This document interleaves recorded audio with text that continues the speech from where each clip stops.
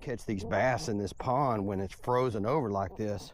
Personally, I like to throw a topwater frog because it seems to keep the same action, maybe just a little bit faster. My crankbaits with the Build baits don't really tend to do very well like this, but if I get a big enough fish to break through the ice, this may actually work.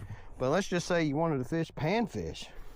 I've got my panfish rod. I want to fish this little redworm down in there, but you know, we live in the South and we don't have drills for ice, so what we do is we just bring our shotguns out here. There, I got a nice little hole, and you just drop that worm right down in there. Ooh,